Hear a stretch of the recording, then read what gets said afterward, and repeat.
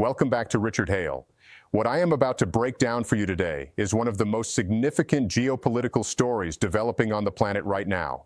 And trust me, by the end of this, you are going to see the full picture in a way that most coverage is completely missing. Iran has officially crossed the ultimate red line, and the countries they believed were their closest allies, the ones they counted on to shield them diplomatically, to protect them at the United Nations, and to stand by them when things got hard, those countries are now publicly betraying them, one by one, on the world stage, in front of every nation on Earth. This is a geopolitical implosion happening in real time, and every single detail of this story is more stunning than the last. So let me take you through everything from the very beginning, because the full picture here is what makes this story so extraordinary. In a desperate bid to survive the relentless U.S. bombardment, Iran made a decision that will likely go down in history as one of the most strategically catastrophic miscalculations of the 21st century. Tehran started blowing up commercial tankers in the Strait of Hormuz. Now I want you to understand the gravity of that. The Strait of Hormuz is not just any body of water. It is arguably the single most important maritime choke point on the entire planet. At its narrowest point, it is just 21 miles wide, and through that passage flows roughly 20% of the entire world's oil supply every single day. Massive tankers carrying billions of barrels of crude from Saudi Arabia, Iraq, the United Arab Emirates, Kuwait, and Qatar all funnel through that one corridor on their way to power the economies of Asia, Europe, and beyond. It is the jugular vein of the global energy system, and Iran deliberately turned it into a war zone.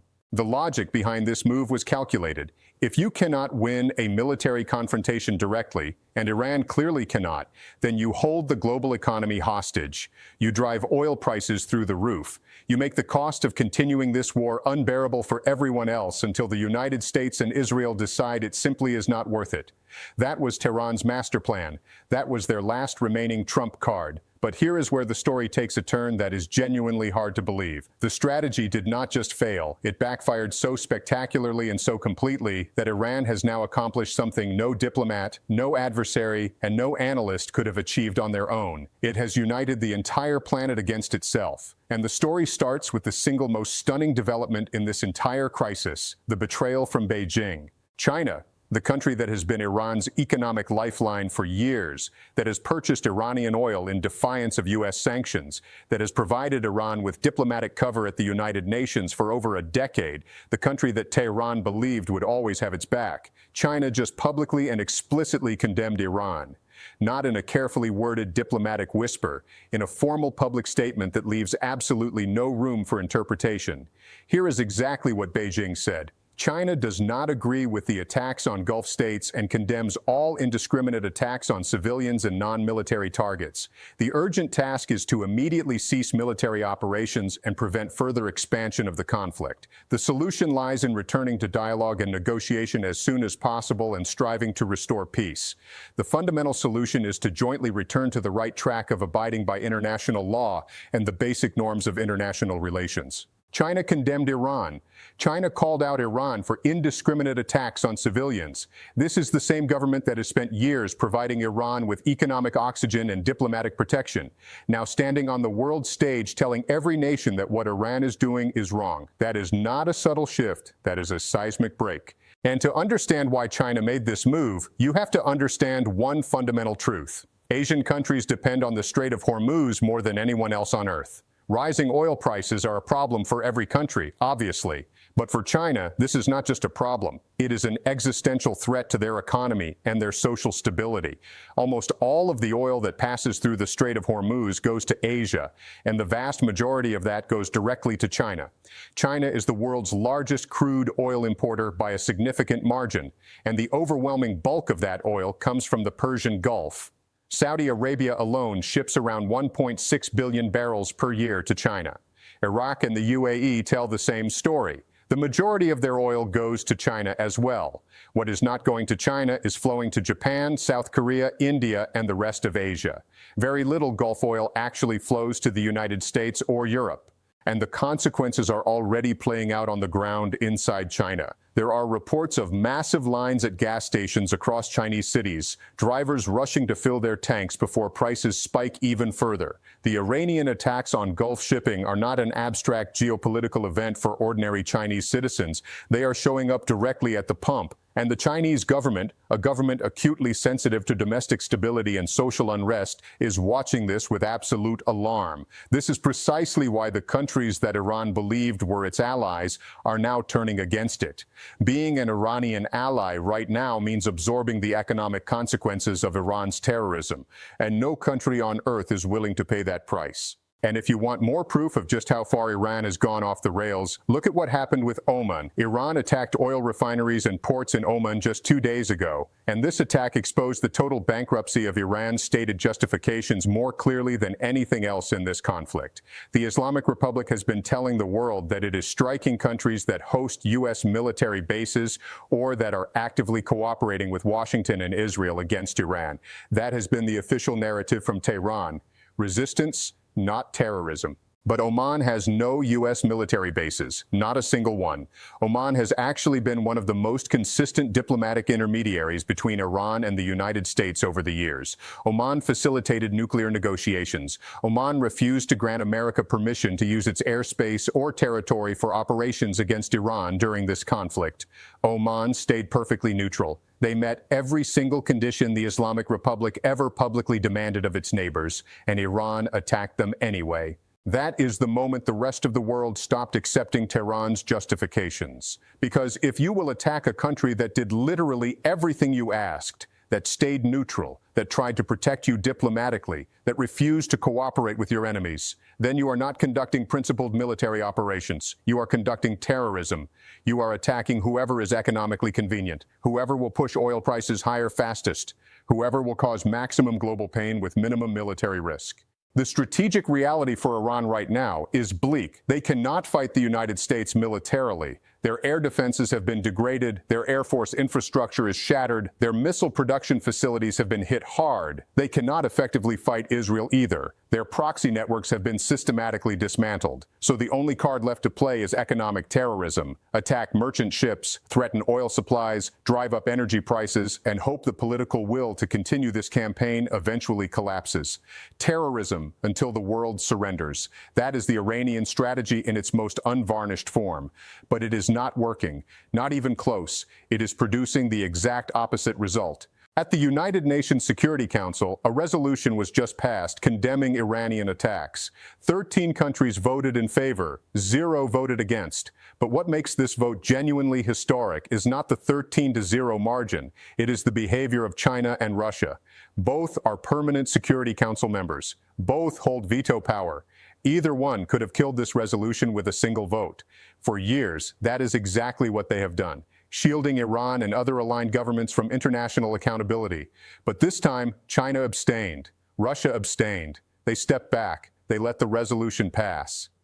Iran's 2 most powerful protectors chose not to shield Tehran at the single moment that mattered most. 13-0. 135 nations standing with the Gulf Arab states, and Iran standing essentially alone. That is not a diplomatic setback. That is a complete collapse of their international position. The U.S. ambassador to the United Nations explained why this particular vote was such a big deal. Historically, many Gulf nations have been cautious about publicly confronting Iran. Qatar, for example, shares one of the world's largest natural gas fields with Iran and has enormous economic entanglements with the regime. But at this Security Council session, all of them were unified. No disagreements, no backroom hedging. Every Gulf Arab nation stood together publicly and condemned Iran by name for the indiscriminate missiles and drones raining down on their hotels, resorts, ports, and airports. And China and Russia, they backed away. They did not stand with Iran when the Gulf Arabs stood firm. The Abraham Accords coalition held together. Iran's strategy of sowing chaos backfired completely against itself. But it goes further than condemnation. There are reports now that the Gulf states are actively discussing direct military involvement in the conflict. Not just defensive measures, offensive capabilities. Their civilians are getting hit, their ports are burning, their airports are targeted, their economies are bleeding. And at some point, every nation reaches a threshold where deliberating stops and responding starts. That is the logic of deterrence. The cities taking incoming fire right now include Doha, Abu Dhabi, and Dubai. Think about what that means. These are among the most internationally connected cities on Earth, global hubs where millions of tourists pass through annually, where thousands of American citizens were vacationing when this war began, countries that have built their entire modern identity around being open, stable, and prosperous. They have no history of absorbing this kind of incoming fire, and they are beginning to reach their red line. Gulf sources have confirmed that a threshold exists. The exact trigger point is still being determined as attacks unfold, but it exists, and Iran appears determined to find it. One concrete option being seriously discussed on multiple fronts is an international naval coalition to physically escort oil vessels through the Strait of Hormuz.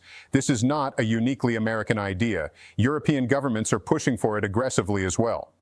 Treasury Secretary Scott Bessent addressed this directly, stating that it is his belief that the U.S. Navy, potentially with an international coalition, will be escorting vessels through the strait as soon as it is militarily possible. He noted that scenario planning for this exact operation had been underway for months. The conditions needed are clear: complete airspace control, the full degradation of Iran's missile production and rebuilding capabilities, and the work toward meeting those conditions is already well advanced. France has been equally direct. A French government minister stated publicly that their top priority is to build a coalition to keep the freedom of navigation in the Strait of Hormuz open. French officials specifically referenced the European naval mission in the Red Sea that pushed back against Houthi shipping attacks as a blueprint for what can be done here. France and Greece were major contributors to that mission and are prepared to replicate it at Hormuz. The French president traveled to Cyprus to send solidarity to EU allies caught up in this conflict, and the G7 is looking at deploying strategic oil reserves to cushion the economic fallout, while military solutions are put in place. The picture that is emerging is not a chaotic, reactive international community scrambling to respond. It is a remarkably unified and coordinated global response at the UN, in the Gulf, in Europe, across Asia. Everywhere you look, the world is closing ranks against Tehran, and Iran's strategy of economic terror is doing nothing except accelerating and deepening that unity. Now, before I get to the final piece of this story, which is genuinely one of the most fascinating things I have covered in a long time, just a quick moment. If you are getting value from this breakdown, hit the like button. It genuinely makes a real difference in how many people the algorithm shows this content to. A like costs you nothing and helps more than you think. Now, let me tell you about the numbers. Ever since this war started, since February 28th, the very first day of the U.S.-Israeli strikes on Iran, there has been a shortwave radio frequency broadcasting a continuous stream of random numbers in the Persian language, nonstop, day after day, and it has captured the attention of radio enthusiasts and intelligence observers worldwide because of how strange, persistent, and deliberate it appears to be. Here is how the broadcast works. A man's voice, calm, measured, almost robotic in its steadiness, reads sequences of numbers aloud in Persian. The sequence is read twice. Then there is a pause. Then the Persian word for attention is spoken 3 times. Then the numbers begin again. The length varies, but the broadcast itself does not stop. It has been running continuously since the opening day of the war. Radio enthusiasts who specialize in tracking unusual shortwave signals have traced the origin to somewhere in Western Europe, though the precise location remains unknown.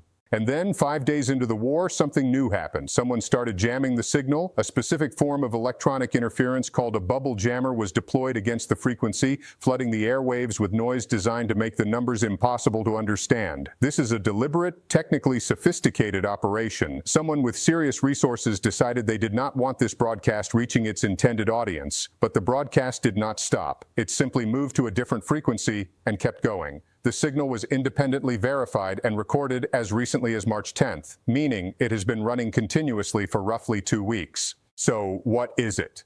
The most compelling explanation among those who study these signals is something called a numbers station. During the Cold War, intelligence agencies on both sides of the Iron Curtain developed a method of communicating with field agents, spies operating deep inside enemy territory, that was effectively unbreakable. They broadcast shortwave radio signals that anyone in the world could tune in and hear. Anyone could listen to the numbers, but only the intended recipient had the decoder, a one-time pad, a perfectly random key that, when applied to the numbers, revealed the actual message. Without that key, the numbers are completely meaningless. Akin Fernandez, considered a foremost expert on number stations, has described one-time pad encryption as absolutely unbreakable, not mathematically solvable. Even if you translated every number into a word, the result would still be meaningless without the specific key. It is perfect encryption hiding in plain sight on public airwaves. Number stations were supposed to be relics of the Cold War, but intelligence agencies never fully abandoned them because the elegance never changed. The transmission is public, meaning there is no secret channel to detect and shut down, and the encryption is perfect. It is arguably the most secure field communication method ever devised. And now one of these stations has appeared, broadcasting in Persian from Western Europe on the very first day of a major war involving Iran. That is not a coincidence anyone can dismiss. As for the jamming, the bubble jammer technique has a loaded historical context. During the Cold War, the Soviet Union and Eastern Bloc countries routinely used it to block BBC World Service, Radio Free Europe, and Radio Liberty from reaching populations behind the Iron Curtain. Today, Iran uses the exact same technique to jam BBC Persian and Radio Farda on similar shortwave frequencies, trying to prevent the Iranian population from accessing uncensored news. But here is the critical logical problem. If Iran is the one broadcasting this mysterious Persian number signal, why on earth would Iran be jamming its own signal? That makes no sense at all, which means the jamming is almost certainly being done by someone else entirely, someone trying to prevent the intended recipients of this message from receiving it, someone who finds this transmission threatening enough to actively interfere with it. So, who is broadcasting and who is jamming? Could it be the United States, transmitting coded instructions to intelligence assets pre-positioned inside Iran? The CIA has a long and well-documented history of exactly this kind of covert field communication. Could it be Israel, which has demonstrated over decades an extraordinary capacity for running covert operations inside Iranian territory? Could it be Turkey, which has its own complicated relationship with Tehran and significant intelligence interests in the region? And then it gets murkier still. ABC News reported that the U.S. government issued an internal alert to law enforcement agencies about an intercepted encrypted transmission that could, quoting from the alert, be intended to activate or provide instructions to preposition sleeper assets operating outside the originating country. The CIA declined all requests for comment. Sleeper assets, prepositioned, waiting to be activated through a number station broadcasting from somewhere in Western Europe in the Persian language. The shadow war running beneath the headlines of this conflict is apparently far deeper and far more sophisticated than anything being publicly reported. And somewhere out there, someone is tuned to a shortwave frequency, writing down numbers and waiting to understand what they mean. The signal continues. The mystery is unsolved. And the war has dimensions that most people are only just beginning to appreciate. Now I want to hear from you. And I genuinely mean that because this community consistently brings some of the sharpest thinking I encounter anywhere online. Question 1. Do you think China's decision to publicly condemn Iran and abstain at the UN Security Council is a genuine, lasting shift in Beijing's foreign policy alignment? Or is this a tactical, temporary move that China will quietly reverse once the pressure eases? Because the answer has enormous long-term implications for global geopolitics. Question 2. Who do you think is behind the Persian number station? The United States, Israel, Turkey, someone else entirely? Drop your answers down in the comments. I read every single one, and I want to know where your head is at on this. And if you are not yet part of this channel, now is a good time to change that. Hit that subscribe button. It is free, and it means every time a story like this breaks, you will be among the first to hear the full picture. No noise, no spin. This is Richard Hale. Stay informed. I will see you in the next one.